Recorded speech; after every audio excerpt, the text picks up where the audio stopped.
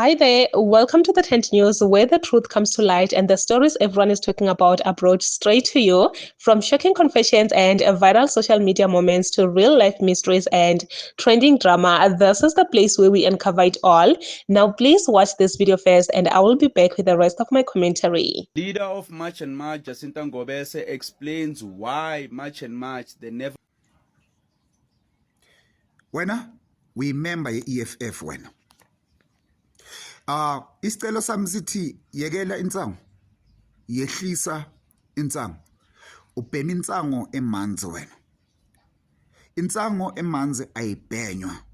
Before ubhema insango iwomise uyibeke phezulu ibe dry, then bese uyayibhema. Ngoba le video yakho iyachaza ukuthi ubhemile. Nina abantu be-EFF nisangene nina. Ngifuna ukunitshela mina ukuthi niyasangana la emakhanda. Ngasonke isikhathi nifuna ukushifta iblame, nifuna ukusebenzisa abelungu. Kuyo yonke into eyenzakalayo la eSouth Africa errong nifuna ukufaka abelungu. Yet leader yenu efuna ukusizondisa abelungu, i-connected nabelungu. Iyazwana kahle nabelungu. Iyayibhema isigana nabelungu. Sikhuluma ngabelungu laba abaye bamfanda. Kuzuma Masfall. Njengoba wayehamba phambili baye bamfanda. Lo muntu ofuna ukuthi sizonda abelungu bayenzeni abelungu? Do you know ukuthi labelungu enifuna ukuthi sibazonde bayibhadala i-tax? Siya socialize nabo emakhampanini, bakhona emakhampanini nabo bayayibhadala i-tax. Ayibhadala manager i-tax or bayathatha bayobuilda bayobuild Nigeria. Bayobuild imizi yabo bayibhadala na i-tax ngayo leyo mali yegazi because bayithatha kuphela bayihambisa. Nina niyasinyela nina. Niyalisabi iqiniso nina. Asiwazondi ama-Africans, sizonda imikhuba. Abantu base Kenya siyabathanda. Abantu base Ghana, we love them.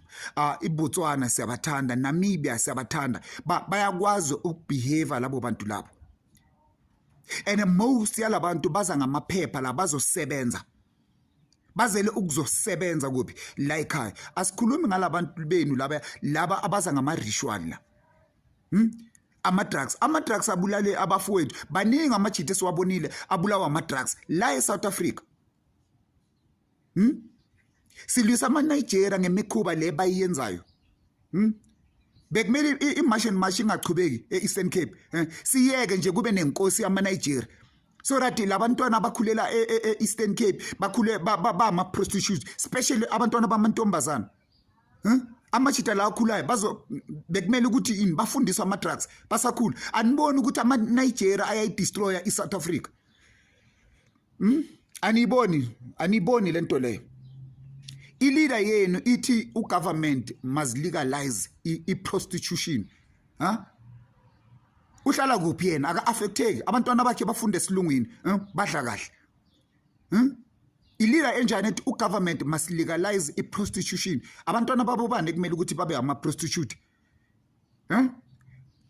Nina niyagula la ekhana, niyagula nina. Nisangene nithakathiwe nina. Ni-possessed amademon we-EFF nina. Ningabododi nina abantu be-EFF nina. There's something problematic here that we need to address with. In 2026, we can't have our government issuing warrants of arrest for voices of dissent in an attempt to silence them. This sets a bad precedent and it is undemocratic. As a constitution, freedom-loving South African and as a social liberal, it is unconscionable that somebody who is engaging in democratic processes like the right to protest then gets issued a warrant of arrest because the conversation becomes uncomfortable. I must remind all leaders, all of us, every single party, barring the EFF, campaigned on porous borders, stronger borders, and illegal immigration in 2024. So to have an organization that shares those sentiments, irrespective of how uncomfortable the truths they decide to campaign on and to mobilize on are, to then use something like a warrant of arrest to silence that organization's leader is a highly undemocratic thing, and it's something that I just can't agree with. So nam ngiyakhona police station asambe sonke futhi, because you can't have the state do this. It sets a bad precedent. And then we ask ourselves, to what end? The next time someone says something that someone sitting in some office is uncomfortable with, then uzoboshwa all of a sudden because lento oyishoyo abahamsan nayo ayikho right leyo nto. And it's about time that we stand up for things like this, because what is actually going to happen now, and this is what I don't understand, people wanted you to listen to them and for them to be assured their concerns, which are very real, their lived experiences, their daily lived experiences are being heard, and you are going to address them as leadership. To then go this route, you're pouring petrol onto a fire for no reason. Ngabe siyabalalela abantu sisebenze inkinga zabo. No guys, nami ngiyakhona ngifuna ukuyibonela ngawami, ayikho lento. Guys, when is Jacinta going to Orania? I still haven't gotten an answer. And now I can't tag her anymore on.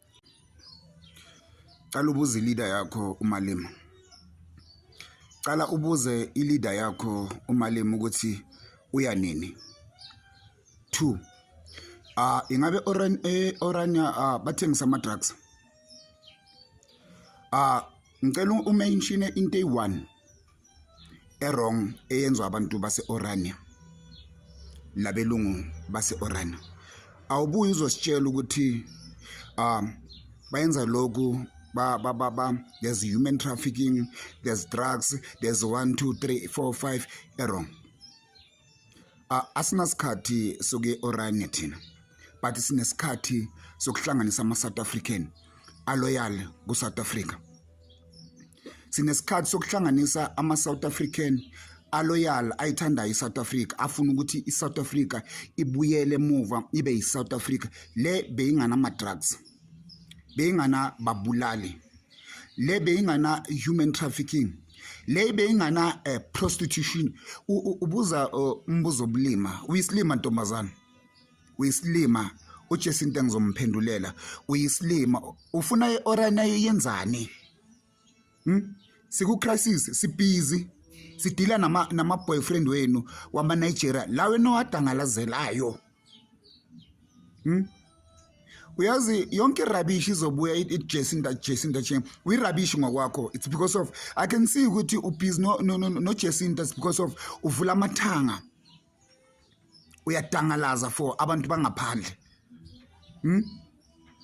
Jacinta ningazosinyanyisa nini, sibhizi kabi sidila nama boyfriend wenu, nidla imali yegazi yomphefumulo nizoba azosinyanyisa wena. Asinasikhathi seOrania, sinesikhathi sokudila nama drug dealer nezinja ezivulela ama Nigeria ezidla imali yegazi.